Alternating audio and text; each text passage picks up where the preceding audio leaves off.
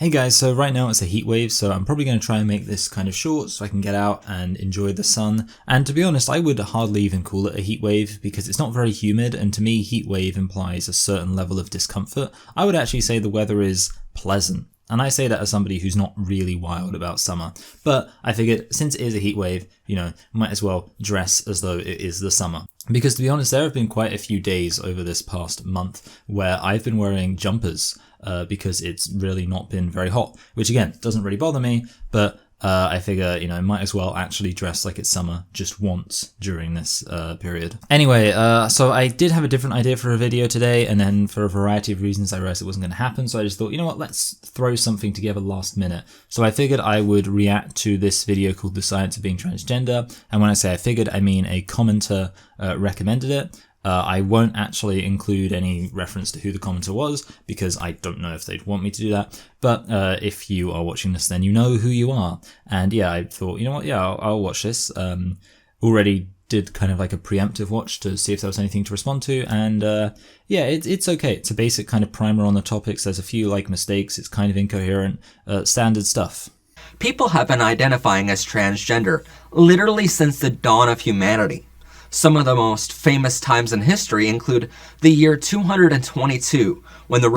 Okay, so right away, the first thing I want to point out, I think it's quite bold to suggest that people have been identifying as transgender since the dawn of humanity, and then give as your example of that somebody who lived 1800 years ago. Almost exactly 1800 years ago. Now, of course, I can't prove a negative. I can't prove that there is no evidence of people identifying as transgender since the dawn of humanity. But if there is evidence, then, and I would expect, if someone's going to make the claim that people have been identifying as transgender since the dawn of humanity, that claim they make would be based on some evidence they've encountered, and therefore I would expect them to present that evidence after they make that claim. But it seems like, if you're pointing to 220 or 222, whatever it was, as your first piece of evidence, well, maybe you're not saying that there was nobody before then, but it implies, that you're not really close to being able to back up your claim that there have been people identifying as trans since the dawn of humanity. And I mean, heck, I don't really want to spend too long trying to get through this video, but there's a whole thing you can get into about how would the idea of being trans even have been understood since the dawn of humanity? Of course, there's the other question of when exactly was the dawn of humanity? Are we saying since the beginning of Homo sapiens? I think there is quite a strong anthropological case that I've seen made by a lot of feminist writers, apart from anything else, that early on, the differences between men and women, aka biological males and biological females, was mostly expressed in terms of biological roles. So this idea of kind of inventing the social construct of gender roles and gender stereotypes, and the idea that it's in some way innately womanly to behave a certain way and things like that, came along later as a kind of intellectual justification for the biological roles, which were becoming kind of increasingly irrelevant. Obviously, just as you see in the animal kingdom, there are biological roles. The females do certain things, the males do certain things. I imagine human beings started off like that too. There were certain things the males would do based on their unique physical attributes. There were certain things the females would do based on their unique physical attributes, obviously producing children, for example. And then later on, as society developed, you kind of had a slightly more complicated economy where people's kind of personalities and other things, it wasn't just purely biological. It's not like nowadays we go, oh, this person's kind of strong, so they have to go be, working in construction or something. When it kind of became, social classes and all that kind of stuff came into being, then you had to invent a wider kind of understanding of why it is that women have to assume these certain roles in society, and that's when the idea of kind of social roles and gender stereotypes and that kind of stuff emerged. So with that said, I don't think you would have even had the language to express the idea of being trans-identified back in the dawn of humanity, because it would have just been purely biological, just as it was for, just as it is in the animal kingdom. And I mean, this is getting back to the whole Vorsh thing about transgender lions. Roman Emperor Elagabalus preferred to be called a lady, even though she was assigned male at birth. So technically, wouldn't that have made this person Roman Empress? Anyway, the thing there is you're basically saying, well, that means this person was trans-identified. And that the problem with that is that you have to kind of confront the reality that people can be schizophrenic, people can be delusional. And I'm not saying every single trans-identified person is schizophrenic and delusional, but of course it's completely reasonable to imagine that somebody who's losing their mind might, become very eccentric and might want to be referred to as something other than what they are. That's not outside of the realms of possibility. And therefore, you can't just assume that this person who wanted to be called a woman was a trans-identified person. It could just be that they were going a bit mad. There's no real meaning to that. But even if we grant that this person was, trans-identified, well, that's certainly within the realms of possibility too, because this was well into the point where you had these very clearly established gender roles. And a lot of people, I think gender roles, whenever they've existed in society, have been very destructive to the human psyche. I think it's very damaging to people to tell them, because of you're this, and because of that, you need to behave like this, you need to do this. It's not like a unique point to point out that is very, obviously for women, it's obvious how it's harmful for them. But of course, it's also been pointed out a lot how harmful that is to men, to be told, you can't cry, you can't express emotions, things like that. So we already know that these social roles are very damaging, very destructive, gender roles rather. And of course, those would have existed as much in Roman times as they did now. Again, ancient Rome was not a feminist utopia, in case you didn't know that. So with that said, it's not at all surprising that people would have had the same attitudes towards gender, and you would have had people who would have rebelled and rejected against the kind of gender roles. And I wouldn't be surprised to hear that just as today you have people who misdirect their rebellion against gender roles and gender stereotypes as saying that, the problem isn't the gender roles and the gender stereotypes themselves, but that they've been placed into the wrong category. Just as you get that today, of course, there would have been people doing that in the past. So yeah, it's basically, again, kind of wrong on two counts. Firstly, I don't think you can just say, well, if any given person in history said they wanted to be called a woman, that must mean that they're trans, unless that's how you're defining trans. If you're saying trans is just anybody who says that, regardless of their reason, then fine. But of course, there's lots of other reasons why somebody might want to be referred to as a woman. But then you have the fact that even if this person could authentically be said to be trans-identified, that's not really surprising, because in a very real sense, society's attitudes about gender have not changed that much since Roman times. So it makes sense that just as today, like I say, you have people misdirecting their objection to aspects of how society understands gender today as them being, actually men instead of women and having a woman essence inside them or whatever else. You would get that in the past as well. And actually, speaking of parallels, I find it funny that you have possibly the most privileged man in the world, the Roman emperor, being the one who decides to identify as a woman. It's very kind of reflective of how things are nowadays. So you've got all of these really privileged white men coming out and saying, hey, actually, I'm a they now. Yeah. Nothing's new. Records show that people were identifying as trans or gender fluid throughout the Middle Ages. But it wasn't until the last century when people started to have a problem with transgender people for no apparent reason.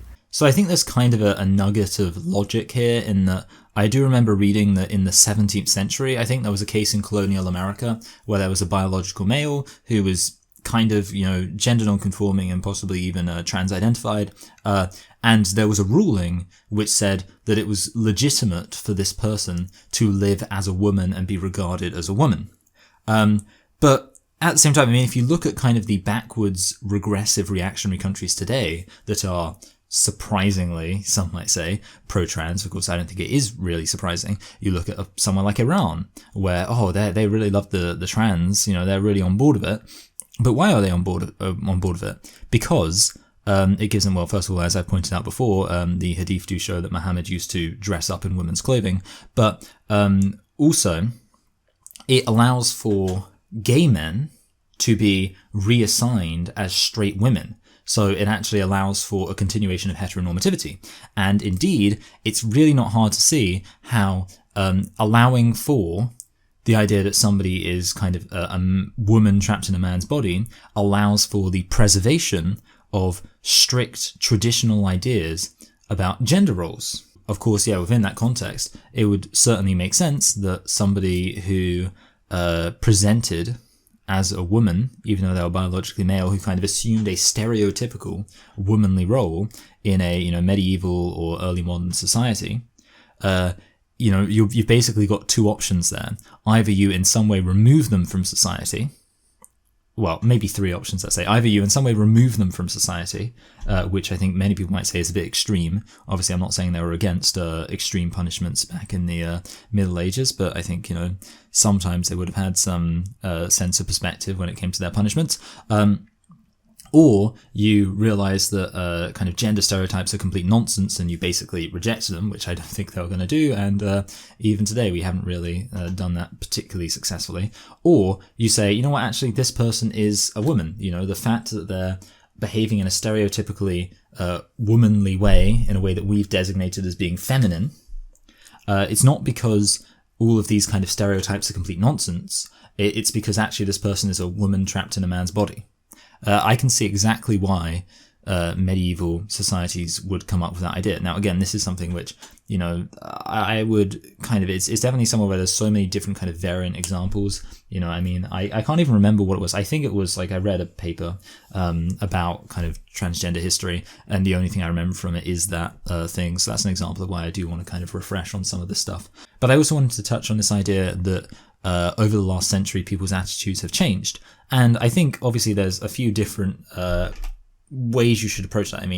He says and by the way, this person does actually identify as a man. So while I think I ambiguously referred to him as this person earlier, that was kind of a force of habit. I'm completely on safe ground to use gender pronouns here. Without worrying about getting taken down for hate speech, which is obviously the reason why usually I try to avoid, when I'm talking about trans-identified people, I try to avoid mentioning pronouns in general, because I've basically got either the choice, if I do use gender pronouns, of being inconsistent and, using words I don't agree with, which I think would be kind of dishonest. I used to do it and I kind of decided to move away from that, or indeed now getting taken down for hate speech, which I think would be a shame when I just want to have an honest, open conversation about how it makes sense to define the categories of man and woman. But the point is, why did society's attitude change? And I think there's different ways you can kind of approach that. The first thing I'll point out is, of course, from the perspective of like feminism and the gender critical feminists, or sorry, I put that in quotes. I meant to say TERFs. That's where I wanted the air quotes. Obviously, the reason why that's emerged is because it's because society's attitudes towards gender stereotypes and gender roles have changed. It used to be that, like I say, you might want to preserve gender roles and gender stereotypes, say that people are women trapped in men's bodies in order to explain why they're flouting gender stereotypes. Nowadays, if you're a feminist, you don't want to do that. You just want to say, well, if somebody feels that they should be a woman, that's probably a reflection of how gender stereotypes are, obviously if someone feels they should be a woman and they're a biological male, that's probably more of a reflection of how gender stereotypes are a problem, how we should kind of move away from gender stereotypes, and it's not a reflection of the fact that they're actually secretly a woman deep down inside.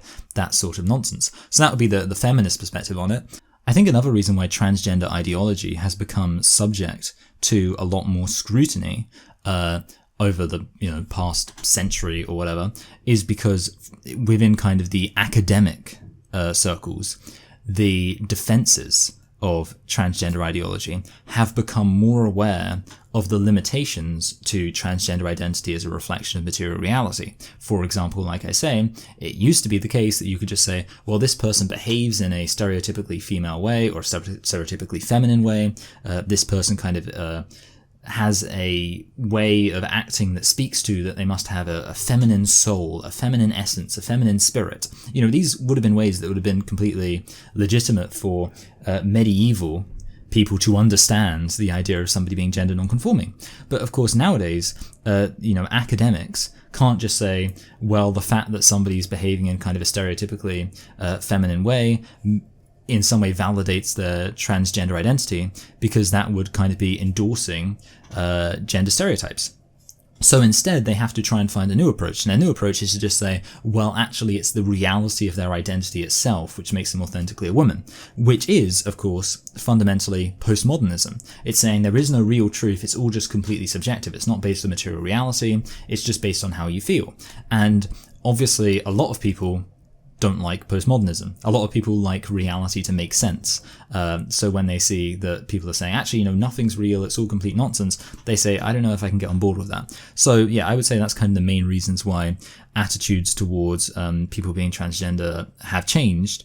And I'm not saying that like totally explains why people's attitudes towards trans identity have changed since the Middle Ages. Of course, I'm sure there's loads of different reasons why that would be the case.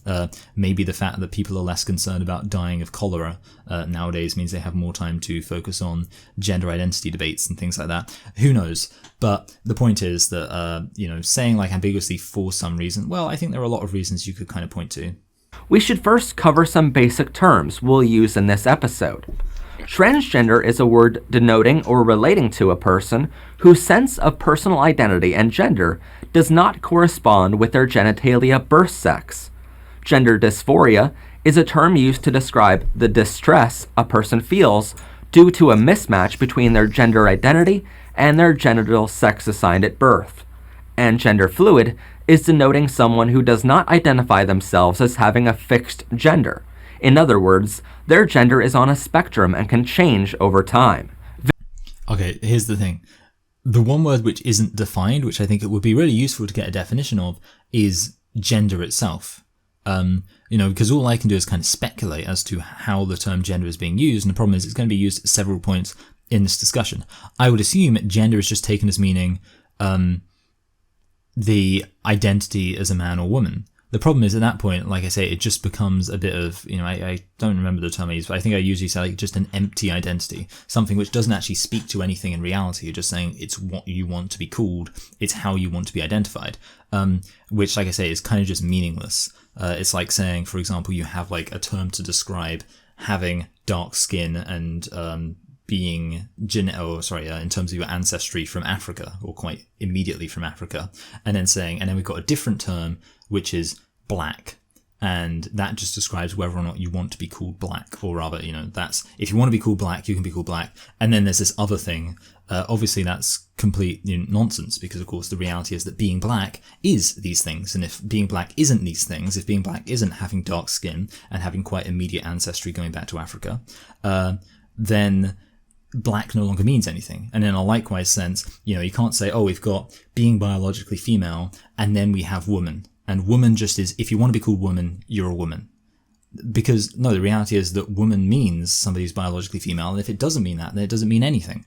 But another problem here is that it kind of makes it incoherent when you say that there is a mismatch between your kind of sex and your gender identity, because in that case you're saying that gender identity is related to sex. That if you are a biological male, then the gender that corresponds to that is being a man, but sometimes it's not. And the question becomes, well, why is it not sometimes? What is the basis for why sometimes being a man means being biologically male, but then sometimes there's a mismatch and it doesn't mean that?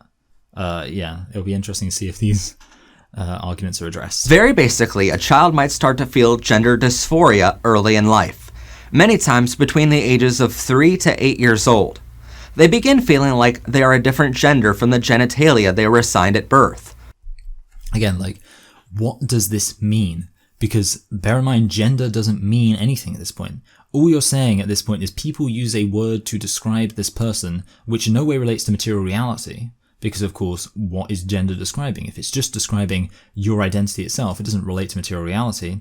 In which case, what is there to feel a disconnect over and regarding? The only logical thing here would be to say that they're actually feeling a disconnect between, let's say, how they're treated and how they feel. That they're essentially feeling a disconnect between the social imposition of gender stereotypes and who they are as a person. That they don't feel that social imposition of stereotypes represents them. And that they are therefore characterizing that as not feeling like a boy or not feeling like a girl, because they don't understand boy or girl as being some wishy-washy nonsense, oh, it's just how you identify. They understand boy or girl probably according to gender stereotypes, because the reality is they've probably been raised in a patriarchal society. Somebody's doing some lawn work.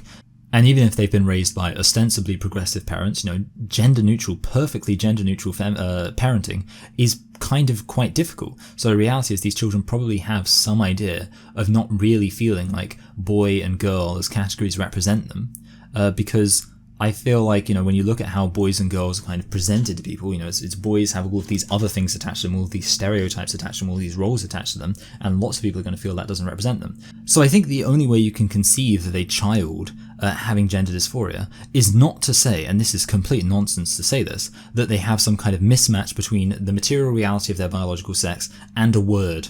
This would be like saying that a child might recognize that they have a different colored skin from everyone else in their class, let's say, if they don't go to an overly diverse school, and, they recognize that, maybe they kind of have a different cultural background and things like that. But they just, when someone calls them black, that's just a mismatch. They just can't relate to that. It's like, that's basically what you're saying, just saying you don't like the word being attached to something, which is an absolutely bizarre thing. And I don't think that really makes any sense to say that a child recognizes the reality of their biological sex and then feels a mismatch when they're called, let's say, a boy.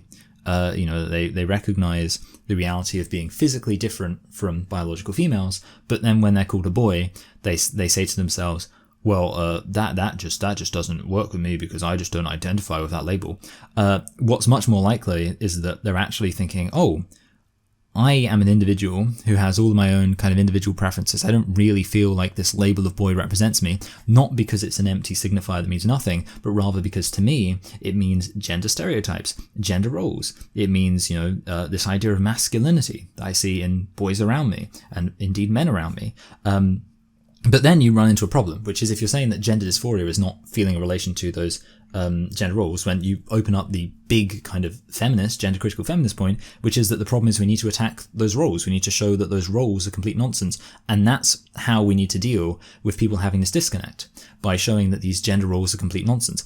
But instead, what you're implicitly doing by saying that there is some kind of authenticity when children say, oh, I'm not related to, I don't feel represented by the label boy, you're basically saying that they're right to understand being a boy as relating to these gender stereotypes, and therefore they're right to recognize that because they don't feel like they're represented by those gender stereotypes, they're not in fact boys, which is probably not what you want to do, but it's what you're doing.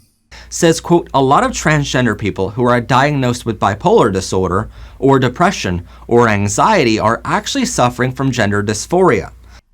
See, obviously I'm not a psychologist or whatever. Not an expert, but I would strongly suspect that this is probably the, like I say, people have all sorts of attitudes about gender and biological sex and the relationship between those two things because of the reality that society has a lot of messed up ideas about gender in general, which of course is going to push on to a lot of young people, and it's going to be kind of almost a luck of the draw how much people feel that they can be represented by their things. For example, obviously I do not believe in this idea that like all biological males have to be, completely masculine, have to conform to certain masculine stereotypes.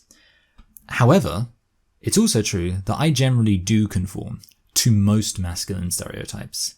Even when I've broken them, it's kind of been a case of the exception that proves the rule. Like, even when, for example, I've cried, it's been in contrast to the reality that I usually am not inclined to cry, and I kind of struggle to cry, and it's quite a difficult thing for me to sort of deal with. So, that's just like an example. But in general, I would say that I actually conform to quite a bit of stereotypical masculinity. And if I felt like I conformed significantly less to that, then I would probably feel misrepresented by the idea of being a man. But I hope, be able to recognize that's not because I'm not a man, it's because all of these extra ideas that are attached to being a man, all of these gender stereotypes are complete nonsense. But then, if I had any kind of mental disorder on top of that, that would simply exacerbate the problem. So what I kind of expect is that a lot of people who have,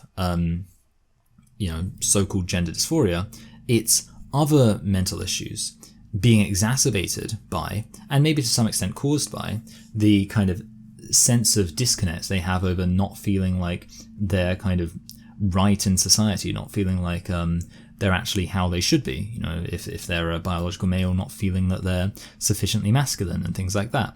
And again, I'm not an expert, but that just seems like a kind of logical thing, that rather than saying, well, it's misdiagnosed as gender dysphoria. Well, again, the problem is, what does gender dysphoria mean? Because at that point, you're literally saying like gender dysphoria just becomes I don't like that word.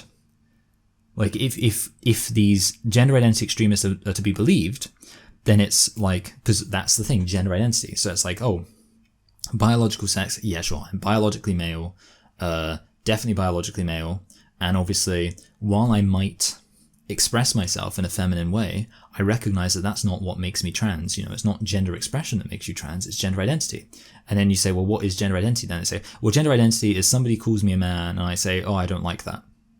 That's what it is. It's just not liking a word.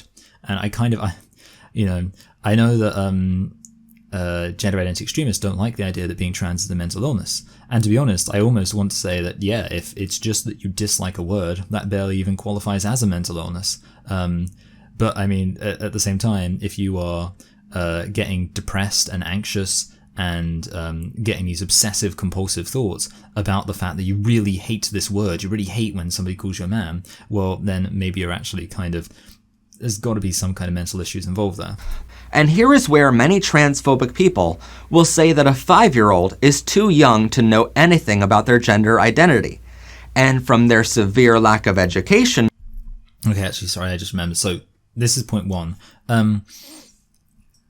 I don't think that a 25-year-old is old enough to understand gender identity, because gender identity doesn't mean anything. Like, I mean, there is nothing to understand. It's like if I said, a 5-year-old isn't old enough to understand blah, blah, blah. It's like, that doesn't, I mean, yeah, sure. Like, I don't think that anybody ever understands gender identity, because there's nothing there to understand. The only way you can understand it is to understand there is nothing there to understand.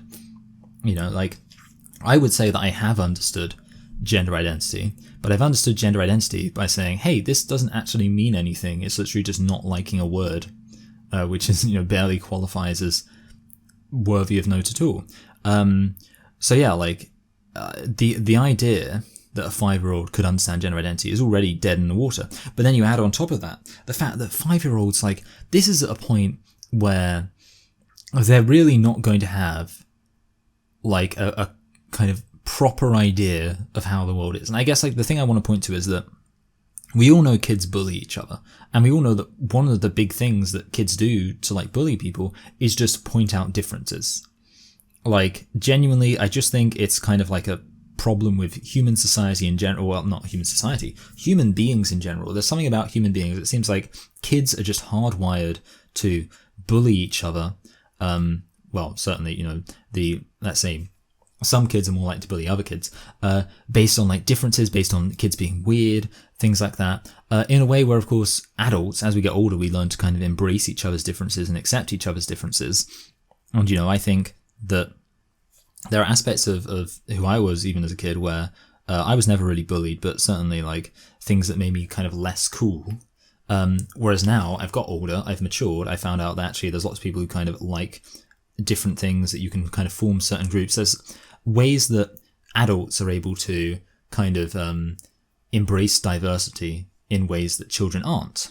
And I think children tend to grow up with a very kind of binary understanding of the world. I think that's why children tend towards bullying so much more, because they do just think, oh, that person's different, therefore that person's wrong, blah, blah, blah. Combine that with the fact that a lot of children's media is still going to be based in the traditions of gender stereotypes.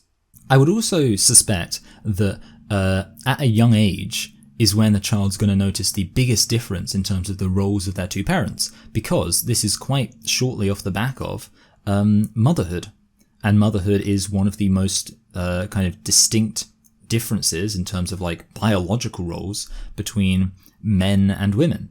So that, the child's just going to probably have some idea of the fact that his mother, or indeed her mother, is her mother. Let's make this child a boy. His mother is his mother.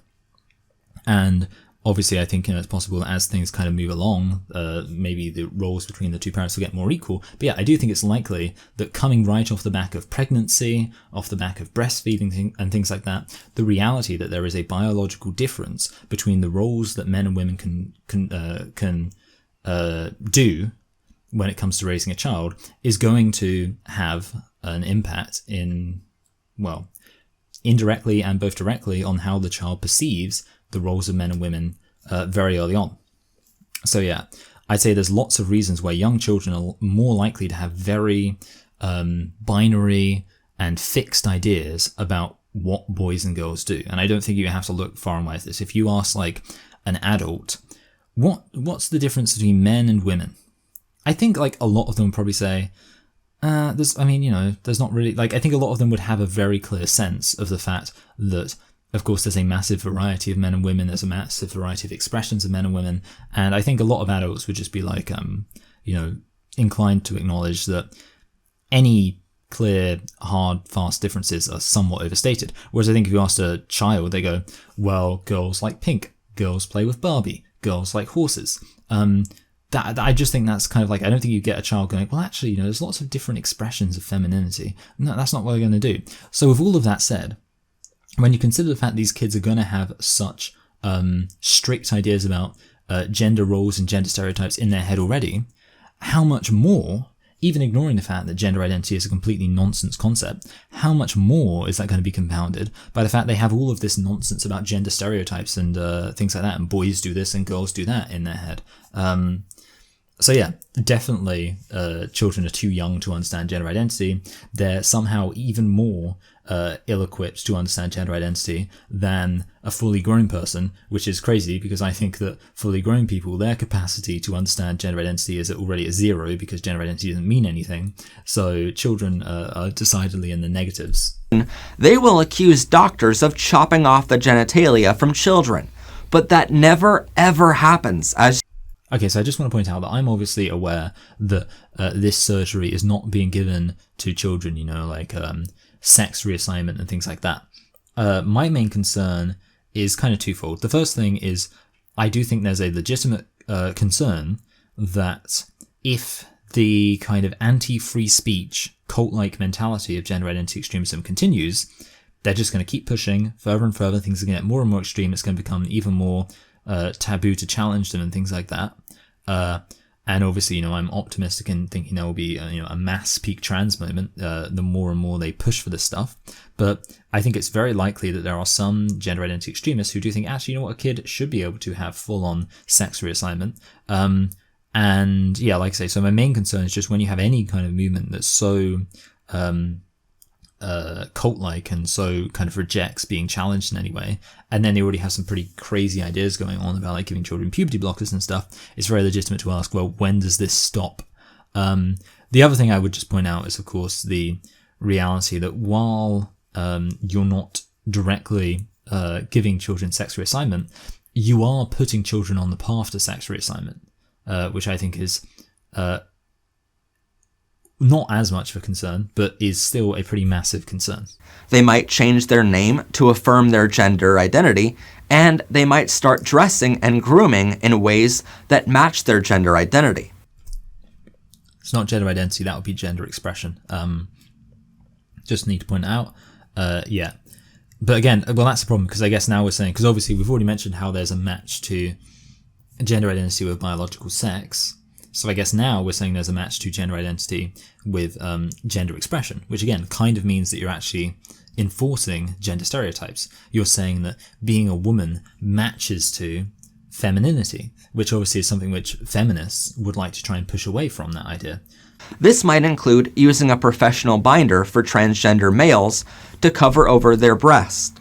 So far, these are completely reversible steps, which cause zero harm to the child. Okay, so I actually don't know much about this, but You're Kidding Right, I think, covers it a lot. She's made videos on chest binding, and I think I will try to leave a link in the description, or depending on if I have anything else that I want to put up here, I'll put a link to one of those videos here. But I think what I've heard is that there are indeed effects of this, and to be honest, it's not really surprising. I mean, like, it's literally called chest binding, like a very clear kind of, should make you think about feet binding and things like that in China. Binding any part of your body to restrict growth, natural growth, is always going to be pretty harmful. The people around the child need to use the child's true gender identity. Okay, again, I would point out that this use of the term true gender identity technically makes sense in that a gender identity is literally just how you identify, but to what truth is it speaking? Not a material truth. So it's kind of like, it's like if I said, for example, that my racial identity is black. I guess that's my true racial identity and that's how I identify, but does that make me truly black? No. So yeah, just that term, true gender identity, is kind of a meaningless term. Their proper name, pronouns, and allow the child to dress and groom in ways which match their gender identity. If a transgender male is denied from using a proper binder to cover over their top section, many times this results in the child using ace bandages or other elastic materials to do the same job. But these materials are highly dangerous for children to use, which is why the proper items are desperately needed. Or you could teach people not to hate their bodies. Like, I mean, have we forgotten that's an option now? Yeah, genuinely, like, I mean, if anybody has a child who like hates any aspect of their body to the extent they're trying to conceal it, the proper thing is always to give them psychological help. And it's just like, be consistent. That's what you do in other situations. If somebody really hated an aspect of their body, that's what, yeah, there's just not really an issue there. It's just like, that's how you do it. You wouldn't say, well, we need to make sure we give them safe ways to hide their body. I mean, you can do that as like a temporary precaution.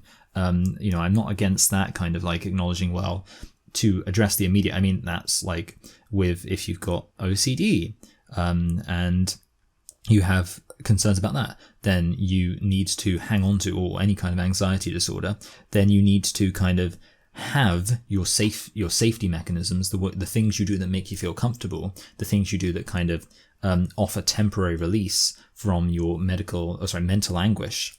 But you need to also be getting mental health treatment, psychological help that will allow you to slowly reduce your dependence on those coping mechanisms. And in this case, of course, binding up your chest because you hate your breasts, because you've been given this kind of gender dysphoria by our screwed up society. If you really have extreme mental anguish, then you can, I guess, I think, wear that, chest binding, as a temporary coping mechanism to avoid, obviously I don't want to see anybody in extreme mental anguish, but in a long-term sense, there needs to be psychological treatment to make you increasingly less dependent on that coping mechanism, which of course a lot of coping mechanisms are actually harmful in direct physical sense, but of course also they're harmful in that they typically feed into the obsessive ideas that you already have. So if you have an idea that your gender is wrong, and then you use a coping mechanism to help treat that idea, then you're actually training your body to say, okay, so I was right to have this obsessive idea that something was wrong, and this treatment that I did helped. And therefore you're more likely to have similar ideas in the future, and more likely to think that doing something to change that aspect of your body is what's going to solve the problem. And that's why, of course, when you look at cognitive behavioral therapy, it's about recognizing that you are wrong to have the obsessive ideas that something's wrong with your body, or something's wrong with your health, or whatever else it is. And you need to recognize that therefore your coping mechanisms are not helping, that they're actually contributing to the problem. And that's part of the kind of mental rewiring, which is why CBT works. So yeah, you can bind, again, like I say, coping mechanisms are fine, and I think people need to have sympathy for the fact that people who have these kind of OCD thoughts will have coping mechanisms, but the long-term thing is to kind of work over overcoming them rather than allowing them to feed into a kind of anxiety spiral. If your child wants them. If a child wants to medically transition, they have the option of socially transitioning as well. But it's usually at this step when a child starts seeing a professional psychiatrist working in transgender therapy. Then I do want to point out that this would imply that obviously the social transitioning, which is itself a coping mechanism, you don't get any psychological help at that point. That's the implication of this, which obviously I think is bad, if you can't tell from what I previously said. After months of therapy, this therapist, combined with their doctor, both prescribe a puberty blocker, which basically postpones. But okay, here's the question. What is the therapy trying to achieve? Is the therapy biological sex affirming therapy? Or is it, because I tell you what, in the UK, we're not too far away from biological sex affirming therapy becoming illegal. But, is that what it's going to be? I suspect the therapy is going to be more like, are you really a boy trapped in a girl's body? Let's make sure you're definitely a boy trapped in a girl's body, because that's really a thing that actually exists, but we need to make sure that's definitely what you are. And then they'll give this surgery or, whatever kind of medical treatment. Postpones your body's puberty. Most times, you're on these puberty blockers and going to therapy for years before medical professionals would allow you to go to the next step in the process. We should note that puberty blockers may slow your physical growth, affect your height, and decrease your bone density. Okay, genuine respect that they're actually acknowledging these side effects, and they don't even kind of have a but aspect to it, really. It's kind of just they acknowledge the side effects and that they're bad, and I want to say well done for acknowledging that. I think maybe you should realize that if you're acknowledging that these things have potential side effects, you should also acknowledge that maybe there's a different way to help deal with gender dysphoria in young children. Also, I should point out, not that anybody with half a brain actually believes this, because it's obviously complete nonsense. Puberty blockers, not reversible. That should not be. Sure, some aspects of it are reversible, I'm sure, small aspects of it, but overall, these side effects, if you lose height because you took puberty blockers, you're not getting that back. To break in the future. In many countries around the world, including the United States, you cannot legally start the next step until you turn 16 years old. You also need your parent or guardian's consent from a licensed psychiatrist, and consent from your doctor to start what is called hormone treatment. These harsh restrictions are because, unlike puberty blockers, most of the changes from hormone treatment cannot be reversed. For men, these include deepening your voice and growing facial hair. For women, this includes developing breast and changing your body's shape. Hormone treatment can come in many forms, including a shot, pill, patch, gel or cream, or an implant. We again want to note that hormone treatment may increase your risk of blood clotting, high blood pressure, mood changes, and liver inflammation. But the most common side effects found so far are a lowered sexual desire and voice changes. All of these are reasons why your doctors highly monitor you on these medications. But puberty blockers and hormone treatment are proven to help your emotional and social development by making you more comfortable in your own body. So it should be pointed out that all coping mechanisms provide a temporary relief for your psychological problems, whatever your psychological problems are. That's why they're coping mechanisms.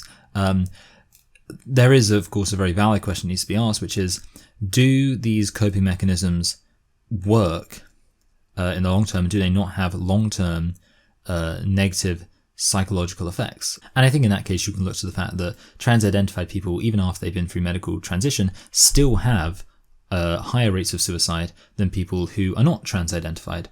So, immediately that suggests it's not exactly a perfect solution by any means. And it should also be pointed out that the coping mechanism, I guess, is to feel valid as the gender you feel you are. And it seems like this desire to feel valid comes across a lot of the time as being very much like, a drug. It's something which provides temporary relief, but you always want more of it. And of course, that's why, people are always pushing to say, put pronouns in your bio so I don't feel strange that I have to tell people what my pronouns are. If you are a trans-identified biological male, then it's not enough for you to say, I'm a woman. It's not enough for lots of people around you to acknowledge you as a woman when you tell them. The very fact you have to tell them, that makes you feel invalid. So now everybody has to tell everybody else how they identify so that you feel more valid, so that you don't feel that there's anything off about the fact that you have to tell everybody, for the record, I identify as a woman. That's an example of how you just constantly need to push for it. And yeah, I certainly, when I look at trans-identified people, a word that never comes to mind is contented. I maybe out there exists like trans-identified people who they had a medical transition. They reached a point where like they'd done all of the surgery, all of the things to make them feel valid, and they thought, you know what, yes, I feel valid. I'm happy. It's done. Seems to me like most of the time it's, I've done it. Now I need to make sure everyone understands how valid I am. So yeah, it seems like that's why I suspect it's kind of a coping mechanism, because of course that's how any coping mechanism works. It's like a drug. You get a temporary relief from it. The long-term effects are actually kind of harmful, and most importantly, you always need more of it. We are all equal, and we need to accept one another. The thing is, there's accepting one another as like accepting the material reality of different people, which of course, you can always get on board with. But then there's accepting actual kind of claims being made. If somebody's going to tell me that they have a gender kind of identity that's based in some kind of real thing within them, like some kind of man essence or woman essence, I have to say, well, you can't tell me I need to accept that because the person telling me it is a human. Like, that's what people don't seem to understand. There is no, when you talk about kind of gender identity extremism, it's not about accepting people, it's about accepting ideas. And that's just a really key point. Now, there are some people out there which will never accept transgender people for being their true gender. Sadly, we hear it in the news all the time, from stories like J.K. Rowling and more. Something which I've said before and nobody's contradicted, so I'm going to assume it's true, is that J.K. Rowling has never come out and publicly said that, as it were, transgender identities are not valid. Now, I, for example, would come out and say that. I do not believe that simply identifying as a woman makes you a woman. But J.K. Rowling, as far as I know, has never actually made a clear, definitive statement about whether or not, say, a trans-identified male is, in fact, a woman based on the fact that they identify as a woman. So bringing J.K. Rowling up as an example is, well, not entirely kind of reflective of the truth. The thing you have to understand about transphobic people is their entire argument all boils down to one thing: science. Sort of. It's kind of funny, actually, because I was recently watching a different video by a gender identity extremist. It wasn't a video worth responding to because it didn't really make any meaningful points, but it was basically saying like that transphobia is never about science. So it's kind of like, it's interesting, like, that's almost like the most recent kind of video I watched. It was just a video by quite a small YouTube channel that was recommended to me, and I thought, I'll check it out, see if they've got anything interesting, and they didn't. But yeah, that's kind of funny. But yeah, the real question is, do I think that it's all about science? And the answer is kind of no. Like, I would say more it's about material reality. Like, science is a method used to understand material reality. So in an indirect sense, sure, it's about science, but I would say it's more about kind of direct material reality itself. And of course, like, really the question is, and I'd almost say it's about the kind of social utility of understanding the categories of man and woman in a particular way, and also the analytic utility of it. So yeah, I wouldn't say it's about science. In fact, I've said before, I don't think science can answer the question of whether or not somebody is, let's say whether or not identities determine whether you're a man or woman. And I've obviously made my joke before about how you're never going to cut someone open and find the man essence or the woman essence. But yeah, I would kind of, like, my attitude is more just science is a piece of the puzzle. Like, it's something which slots in loads of different places, but it's not really like the big central thing. No matter what argument a transphobic person might call out in the middle of their hatred, the keystone of that argument seems... I do like that line, like, in the middle of their hatred, an argument.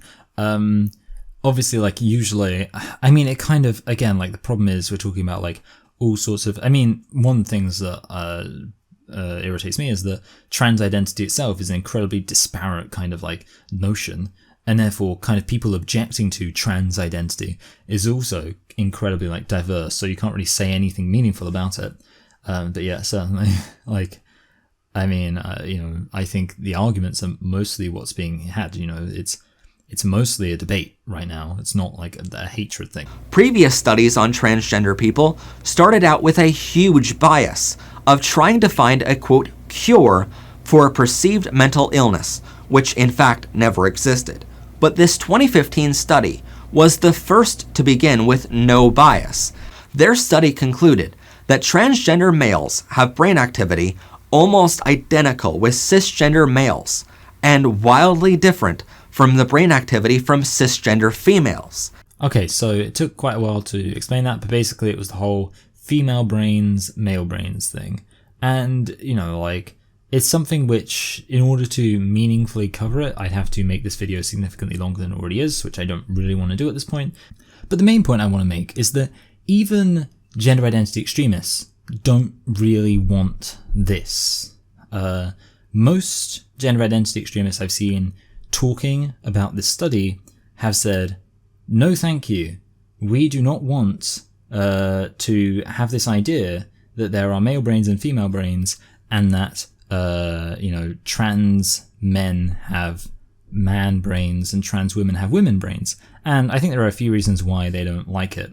One being that this is, of course, a binary, which they wouldn't really like. But the other reason, of course, being that this would be relating being or having a trans identity to material reality, which they really don't like. The whole thing with gender identity extremists is that they believe that being a man and being a woman, these things should not be expressions of any sort of material reality. So to find out that there is a actual material basis in the brain for one's trans identity would be completely irrelevant to them as far as they're concerned. They want people to say that a trans-identified male is actually a woman just because they say that they are. And that's the other thing, obviously, the people who would say, oh, actually, I do agree with this survey or this study, which found that some people have man brains and some people have woman brains, and that trans people all have, trans women all have women brains and trans men all have men brains.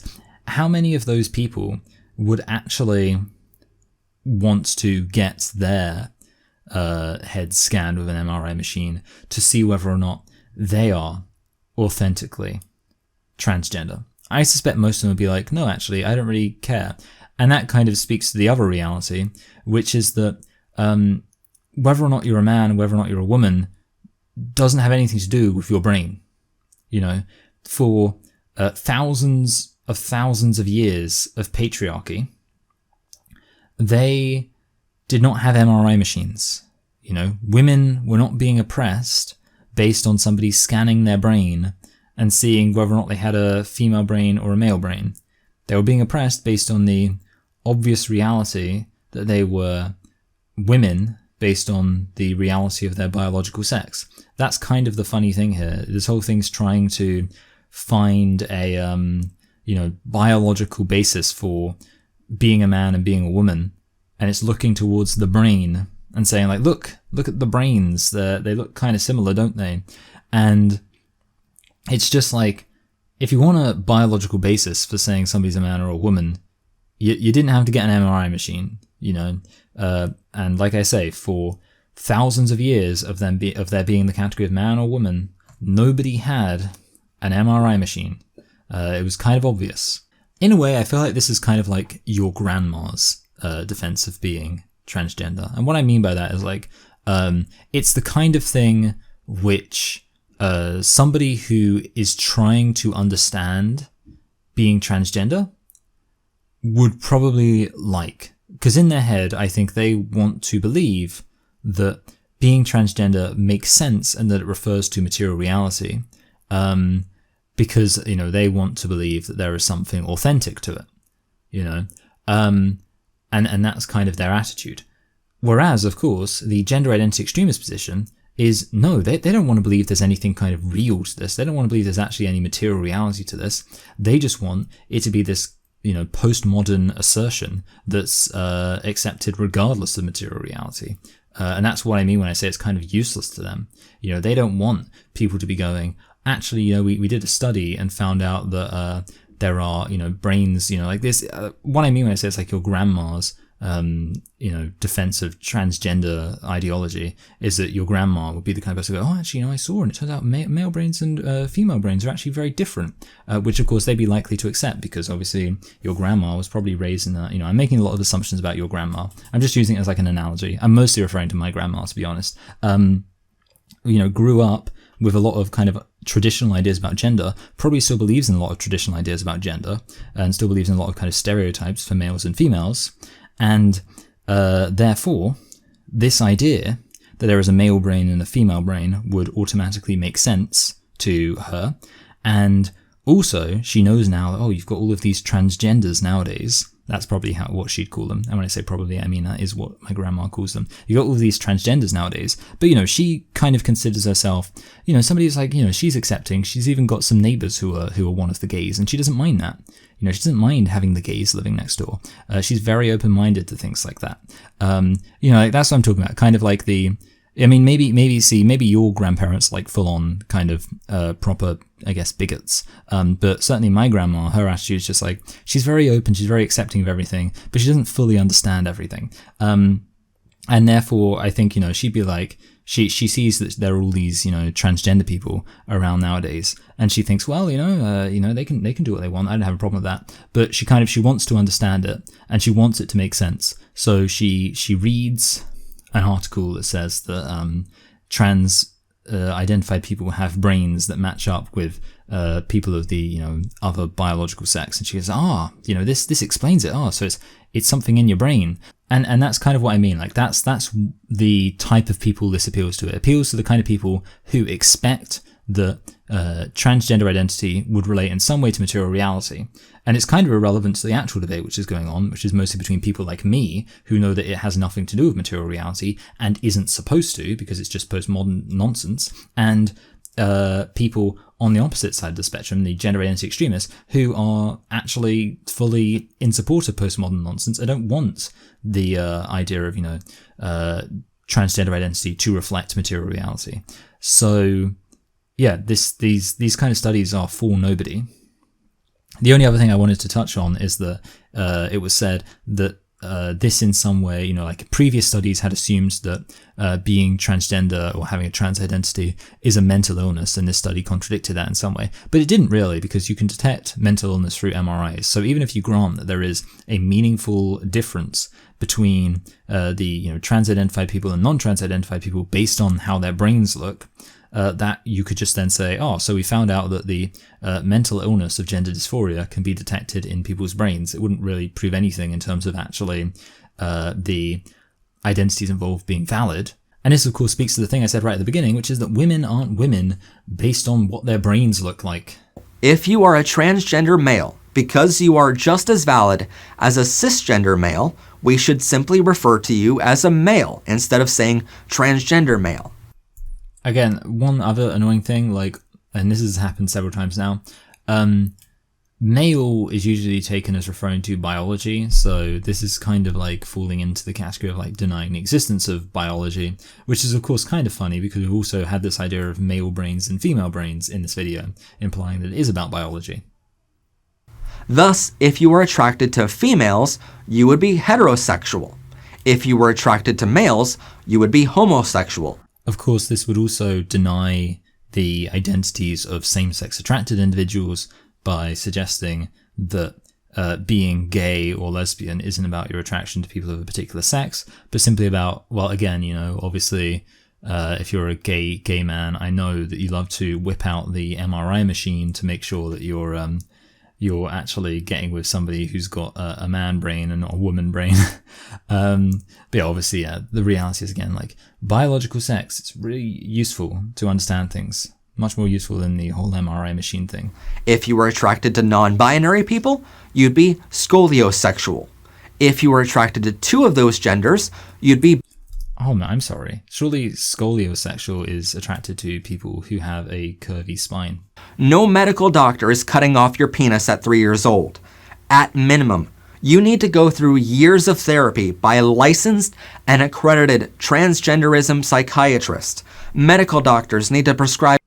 Surely all of this would be unnecessary if the logic is true that you can just look at an MRI machine and confirm that somebody has the gender identity, disorder, and then you can just be like, oh, okay, yeah, good, we've confirmed it. Why is all of the therapy necessary if you're saying that you can just look at an MRI machine and just immediately work out that somebody's actually got gender identity, got a transgender identity, just because their brain tells you that they have it? Why would you need all the therapy? Their argument must not have been based on any sense of reality.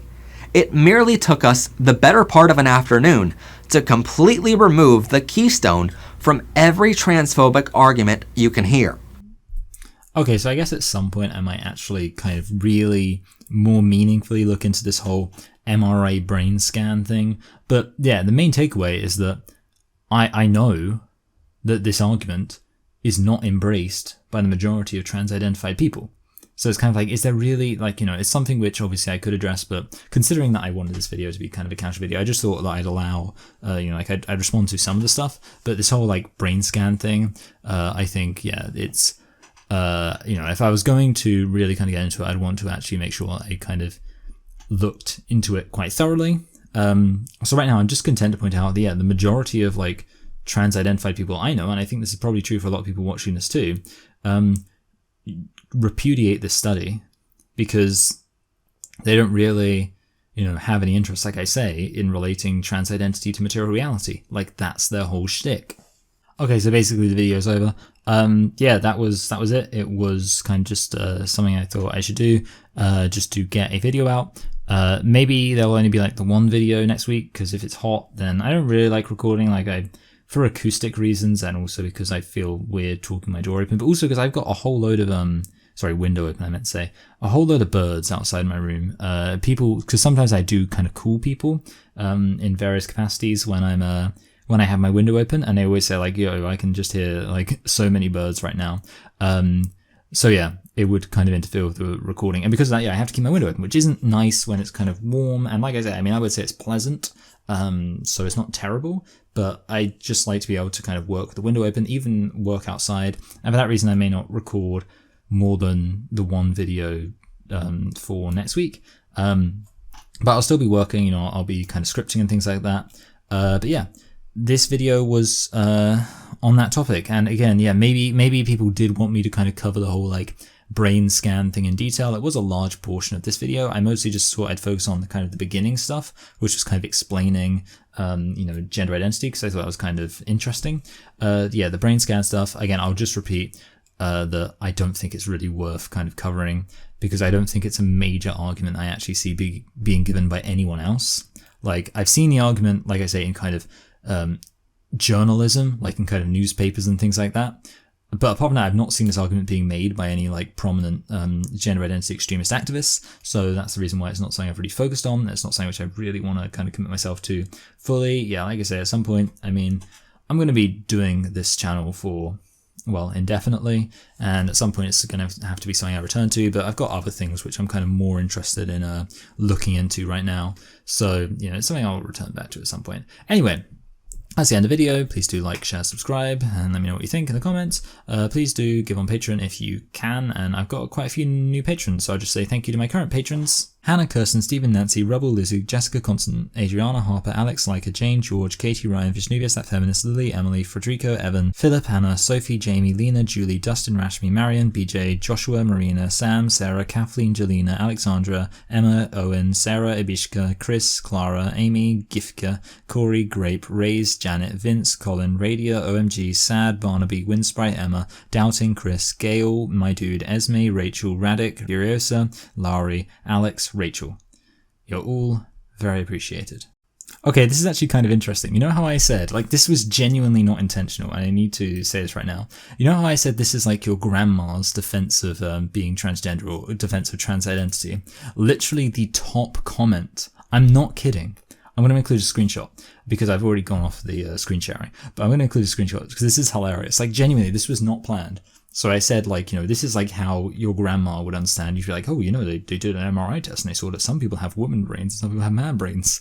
Like, that's what everyone's grandma would say. Literally the top comment. I am a 60-year-old grandmother of a 15-year-old granddaughter who is identifying as transgender. She shares these videos with me to help me understand all of these different identities. I am very open to all of these things. I want her to be happy with who she is, and I'm very grateful for you to help me learn so I can be a support her. So I can be a support, you know, okay, I'm not going to be me. So I can be a support to her, I guess I was supposed to be.